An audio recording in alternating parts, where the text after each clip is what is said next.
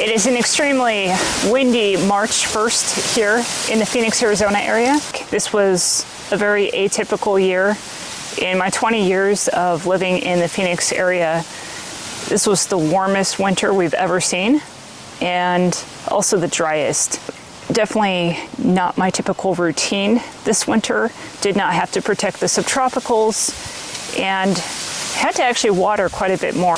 While it is not officially spring, it definitely feels like that, and things are in bloom and pushing growth. So let's take a look. And I did not protect any plants this year. It was just too warm for that. You can see the mangoes did just fine.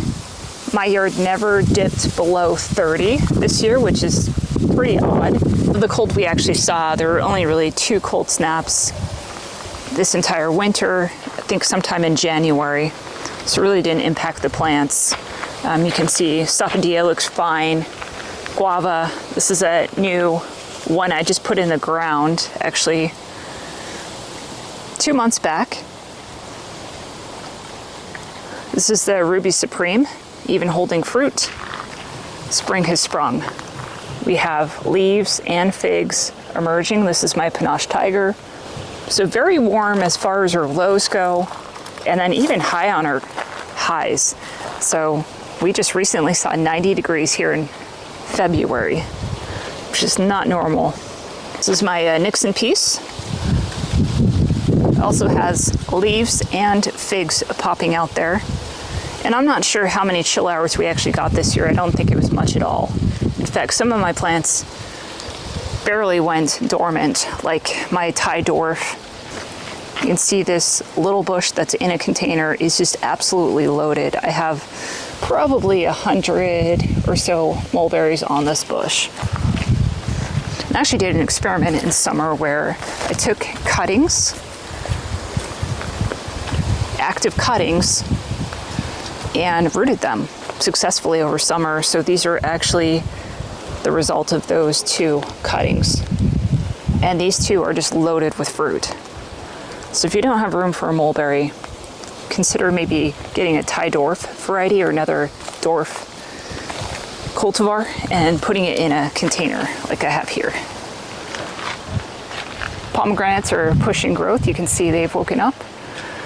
This is my wonderful pomegranate that's in ground, and then also have my new pomegranate hedge here has also broken bud. Citrus is leafing out and blooming. My blueberries are also all in bloom. You can see all of these blooms here. And my blueberries actually never went to sleep.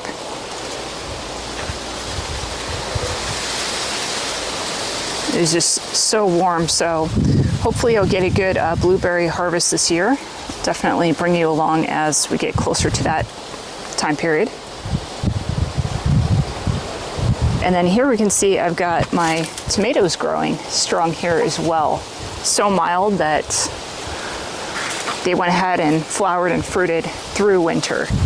You can see all the subtropicals are doing just fine. Uncovered ice cream bean actually loved the winter time, pushing new growth. Even these mangoes doing just fine. Coming into the mango house, you do notice that I left the shade cloth up. I just didn't feel like taking that down. So they did get that coverage, and it didn't adversely affect them at all. Starting to put out new growth here. The watering, I usually can really back that off that in wintertime, you know, maybe just once a week, if that. Because we were so warm on temperatures, and the fact that we got practically no rain, no real measurable rain, I couldn't really do that. So I've actually been watering these plants every 1 to 2 days. My containers even went dry within that period of time, just because we're seeing 80-degree temperatures a lot of days. Not a great time to be filming. Sorry about all the wind.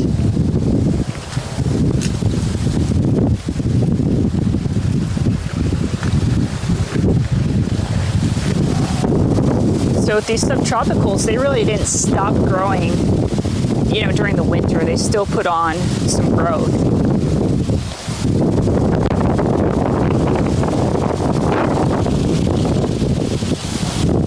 You can see this namdakmai actually has mango fruit set on it, and then it also has put out a bunch of these panicles on all the branches.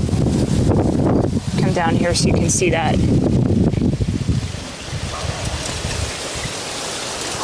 So I'm excited to see what kind of fruit set I get on the namdakmai this year. This is my established grafted tree, so definitely old enough to hold the fruit, and it's looking really good at this point. Don't expect any of my mango seedlings to be flowering. They are still quite young, less than 3 years old. And I did put a couple more mango seedlings in the ground. You can see my cotton candy is now in the ground. Just did that last weekend. And just for those that are wondering what this black plastic is, it's not the actual container the plant was in. It's just some edging material that I use. I put some holes in the ends and then put some wire through it. And all it's doing is helping keep my mound intact, because I do like to plant all my subtropicals 5 to 6 inches above grade. And that just helps with their drainage here, because I do have heavy clay soils in my yard. So planting on a mound is beneficial for helping those roots stay healthy and the water to be able to drain through the plant. You can see the apricot tree is in full bloom. That is my Katie. And we also have bloom set on the gold kist at this point. This tree's about a week behind the Katie. So all your pruning should be done by now, and your first fertilization of the year. These plants are definitely ready to go here. The Anna apple is flush with new leaves as well as flowers. Pretty typical for this time of the year. Typically I would put a cold frame around this plumeria bush, but I didn't need to. Again, it was warm enough. I didn't have to do that. And it did just fine. You can see it's actually starting to put on new growth out of the tips, and the tips are nice and green. So no damage on this uncovered this year. It's the first time ever that I've not covered this bush. And one other thing to mention is the Jamaican cherry was in a container, but I actually put this in the ground, I believe at the end of summer last year. And yeah, it's wind-blown right now, but full of green leaves. It never fully defoliated and doing just fine on this corner wall. So it's just a couple cold snaps, really nothing to worry about, and everything's looking pretty good.